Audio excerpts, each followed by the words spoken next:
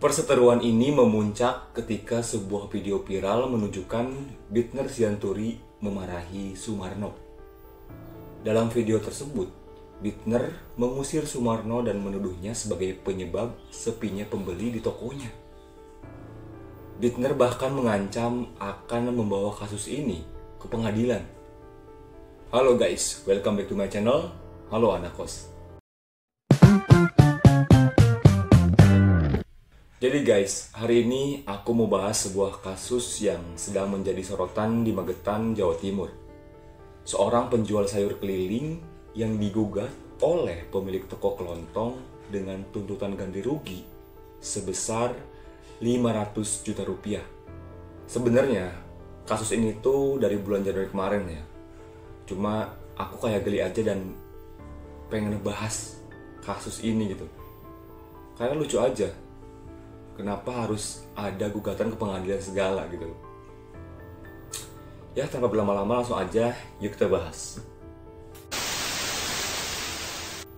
Nah jadi guys, kasus ini bermula di Desa Pesu, Kecamatan Mauspati, Kabupaten Magetan. Bitner Sianturi, pemilik toko kelontong di desa tersebut, menggugat Sumarno, seorang penjual sayur keliling yang menggunakan mobil untuk berjualan dari kampung ke kampung. Bitner mengklaim bahwa 5 tahun terakhir, tokonya mengalami penurunan penjualan yang signifikan akibat aktivitas penjual sayur keliling dan mengaku menderita kerugian hingga 500 juta rupiah.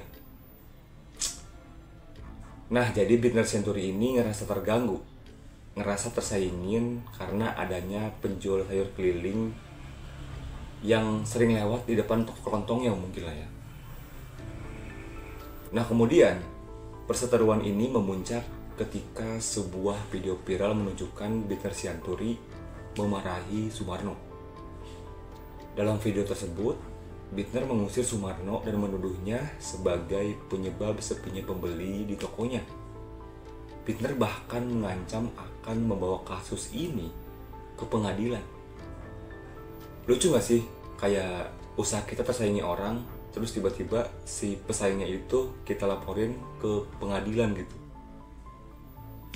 Dan benar saja, omongan Bitner Sianturi itu nggak main-main. Bitner Sianturi kemudian mengajukan gugatan perdata ke Pengadilan Negeri Magetan pada tanggal 17 Januari 2025. Sidang perdana digelar pada 6 Februari 2025. Dipimpin oleh Hakim Tunggal Rintis Chandra. Dalam sidang tersebut, hakim menyarankan mediasi antara kedua belah pihak. Namun upaya ini tidak membuahkan hasil, sehingga sidang akan dilanjutkan pada pekan berikutnya. Oke, jadi dari majelis hakim udah ada solusi untuk lebih baik bermediasi saja. Namun Bitner Sianturi tetap kekeh, ingin mendapatkan ganti rugi dari tergugat sebesar 500 juta rupiah. Padahal gini ya, ini dari pemikiran aku aja sih. Di pasar aja, itu para penjual baju, bahkan penjual sayur, itu tuh dia bersebelahan ya. Tapi mereka nggak saling sikut gitu. Karena mereka mikir, rezekinya itu udah ada, punya rezeki masing-masing. Jadi nggak ada lah istilahnya untuk saling sikut atau saling lapor. Ada nggak sih di pasar, tiba-tiba penjualnya nggak laku, karena yang sebelahnya laku. Tiba-tiba si penjual yang sebelahnya itu ngelaporin gugatan ke pengadilan, kan nggak ada ya. Bahkan kalau misalnya selama 5 tahun itu jualan sepi dan ngerasa terganggu karena adanya penjual sayur keliling, kenapa nggak cara penjualannya yang dirubah gitu loh ya. Karena menurut aku sekarang tuh konsumen lebih senang disamperin langsung oleh penjual daripada harus nyamperin ke tempat jualannya. Misalnya ya di era digital ini adanya e-commerce, si pembeli tinggal diem aja di rumah dan tiba-tiba barang datang gitu. Dan harusnya itu dilakukan oleh Bitner Sianturi kalau menurut aku. Karena itu udah selama 5 tahun ya, kenapa nggak dirubah cara penjualannya gitu loh. Malah menggugat si penjual sayur itu ke pengadilan. Kita balik lagi ke pembahasannya. Jadi kasus ini memicu reaksi dari komunitas pedagang sayur keliling di Magetan.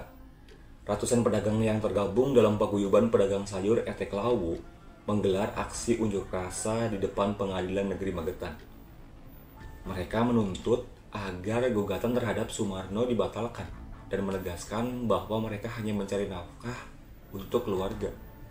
Nah, para pakar hukum menilai bahwa kasus ini menarik karena menyangkut persaingan usaha antara pedagang tetap dan pedagang keliling. Dari perspektif ekonomi, fenomena ini mencerminkan dinamika pasar tradisional di Indonesia, di mana persaingan usaha dapat mempengaruhi keberlangsungan usaha kecil. Nah, sebenarnya kasus ini tuh belum selesai ya. Kasus ini masih berlanjut dan menarik perhatian banyak pihak. Jadi mungkin nanti kelanjutannya akan aku bahas di part kedua. Ya, mungkin itu aja unek-unek aku, dan itu juga video aku kali ini. Terima kasih udah nonton, terima kasih udah subscribe, thanks for watching, sampai jumpa di video berikutnya. Bye bye.